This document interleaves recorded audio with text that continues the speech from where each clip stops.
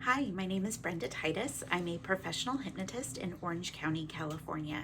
For information about myself and my program, including in-person sessions, please go to my website, ochypnotherapy.com.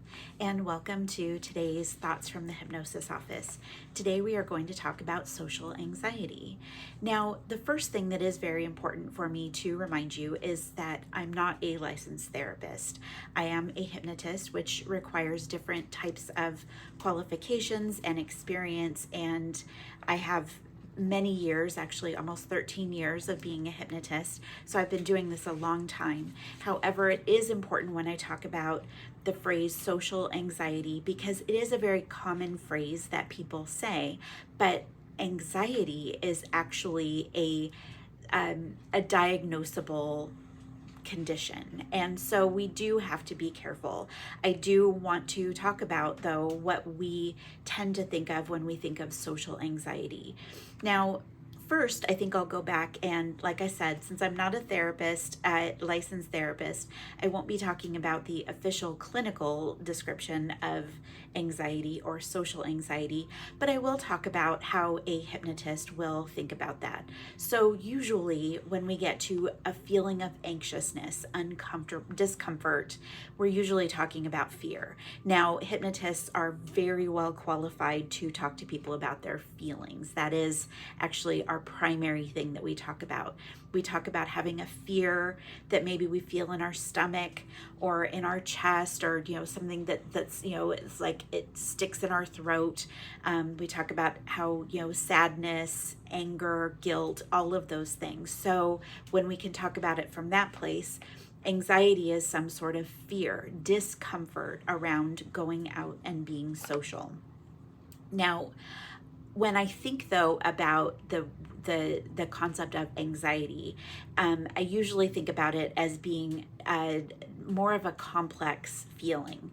So a lot of times, as I'm boiling things down with my clients, they have some sort of fear or discomfort about a particular thing, which they know seems to not make sense, or they wish that they didn't have that fear, and so then they are kind of angry about it, whether they're angry because they can't do the things that they want to do because of this feeling of anxiety, or they're angry with themselves that they keep putting themselves through these things. And so that's how I kind of think about it. Ultimately, if you've never experienced what it feels like to feel anxious, I like to think about it as taking a little bit of fear and a little bit of anger and putting it in a soda bottle and shaking it up. And you know what happens with a shook up soda bottle? It goes poof. And that tends to be how anxiety can, one way to think about it. And my clients tend to kind of say, oh yeah, that makes some sense. So when we're talking then about social anxiety, it's that we're thinking about going out and being social, and all of those, we don't want to feel that soda bottle shaking up feeling, and so then we tend to retreat. And so that is how people, because they're frustrated, because they're not getting out and doing all the things that they want to do, then at some point they might come to a hypnotist to talk about social anxiety. Or commonly, the social anxiety will come up as one of the side notes to the issue that we're addressing. So, as I said, I've been doing this for about 13 years. And so I've worked with a variety of clients. And, with every single client, we're boiling the issue down to what's really going on under the surface. What are the thoughts, the feelings, the beliefs associated with the problem that we're dealing with? And so I have actually 3 themes that I wanted to share today about social anxiety. I'm sure there are plenty more. Every single person is different and how it all comes together, but I wanted to share these 3 themes that have been kind of common and why I decided to do this video today. So the first is that I work with a lot of introverts. So with introverts, sometimes they have a lot of social anxiety because they need more time to be not social.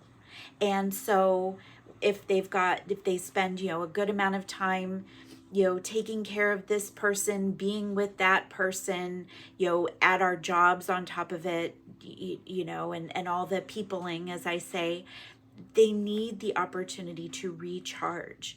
And so they need to give themselves that time to recharge. It's literally like going out and being social, or being in crowds, or being with people. If they've already tapped out their battery too much, they just get overwhelmed with the thought of going out and doing more peopling. And so that is something that then we'll talk about, as an introvert myself, and as somebody who has learned how to navigate my energies to be sure that I can balance out, so I can have some social time, some family time, some me time. And of course, knowing that I use a lot of my personal energy and my emotional energy at work as well with my clients. And so it's something that then I can talk to people about, so that we can figure out, okay, how can you make sure that you can balance out your social schedule so that you can have enough time and energy for yourself, and then also to be able to go out and do the things that are actually important to you. Now, sometimes as they figure out what is actually important to them, then it can be very easy to say, well, some of the things that sometimes my clients get anxious about doing, it's things that they don't actually want to do. And so then we have to really look at, well, is this something that you can say no to? Is this a boundary that you need to set with somebody? Sometimes they realize, well, on top of that, there's maybe a person or a situation that is too much for them to really deal with, especially if they're already taxed emotionally as well, or with their energy. So we go through all those things so they can better navigate to be able to get out and do the things that they want to do, to be social, or to be out in the world and doing social things. Like I said, doing more peopling. Now, the next theme that I wanted to talk about is sometimes, my clients are coming to me because they've had some sort of period of challenge, whether it's an illness, and then that's created emotional responses, illness, injury, stress, weight issue, a variety of things that will come up. And so sometimes people start to really retreat and not be as social during times of real challenge. Now, it is really unfortunate because, of course, that's when we really want to encourage people to rely on their support system, rely on the people that love them and are there to support them. But sometimes it just feels like too much. I know that I've experienced that, where it was kind of like, oh my gosh, just to catch other people up just felt like I was going to be the drain in the social situation, and I didn't want to do that. Or sometimes people, well, I've had situations even with friends like that, where they just said, oh my gosh, we really need to retreat with our family, and we just need to cut down on the friends for right now because it's all just too much. So, but at the same time, that is really when we need to rely on our people, on our social network, meaning our real life people, our community. And so that is another area that I have found where, when people are dealing with difficult times, and I've mentioned on some of my other videos, sometimes I get kind of, well, I've just got to figure whatever out so then I can go out and, be happy again. But sometimes I could go out and be with my friends, and then that would actually aid in some of the happiness, and give me more resilience to handle the difficult times. So I hope that helps as you think about it that way. Now, the other one, and I realized earlier in the video, I started to talk about weight issues. And so I actually wanted to come back to that one as a separate issue. And I want to think about this in two ways. And one is maybe people have gone through like a challenge, and then they've gained weight, and then they feel like, oh my gosh, I don't want people to see me like this. And so then they start retreating.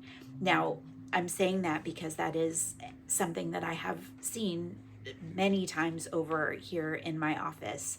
And sometimes it's about not necessarily a weight issue, but after, like I said, after an injury, after an illness, after some sort of really major personal change that is almost kind of so hard to explain to the people that we want to go out and be with. And so sometimes that might hold people back. I really dealt with this a lot, especially in the like in 2020, 2021. People, unfortunately, a lot of my clients had turned to food as a way to cope, or because they were bored, or they just didn't know what else to do with themselves. And so then people had, gained weight, or because their gym was closed. And so I did see quite a few people for a while who said, oh my gosh, I gotta, lose my COVID weight so I can get back out into the world. I have shared here that I've gone through a lot of changes with my vision. And so sometimes it can be really hard for me to go out in public because I know that I don't see the way that I want to see. And so then I haven't gone out as much as I used to, and I'm working on it. You're gonna keep hearing about that journey. But so it's kind of those challenges where then we go through something and then we've changed so much, and then how do we go back to our friends or our social places and all of those things. I will add, I think, an additional one that's kind of a side note. And I realize that, especially for myself, what I realize is that there's an additional fear that isn't totally irrational. It is something that that needs to be adjusted to, which is in my situation, and this is where we go into, really boiling down what is the problem, and then is it a fear that is like a legitimate fear that we need to then build in, extra precautions for, or is it irrational or too much of a fear going overboard? And in my situation, I think about the safety elements around the vision issues. And so it then again takes extra energy to get me prepared to go out into the world. And so when I think about my clients, and I think about then, if we're going through a challenge and it's going to take more energy to do it, and then, for people who are more introverted or are already anxious about, the situation. So there's a little bit of a cycle there. So like I said, my goal is to work with people to help them understand what are the underlying messages associated with that fear, with that anxiety, with that discomfort, so that instead of retreating to the home, kind of crawling back into our shells, that we can get out into the world and enjoy the world, whether it's being with friends and family, going out, now it's summer, and, going out and doing all the fun things associated with the summer. And so I hope that this video has made you maybe think about some things associated with whether it's anxiety, with little, fear and anger put in that bottle, and how that feels, or especially where it comes to the social element of that. And I hope that maybe even hearing some of these stories or examples might help you understand yourself a little bit better too. And with that, I wish you a wonderful day.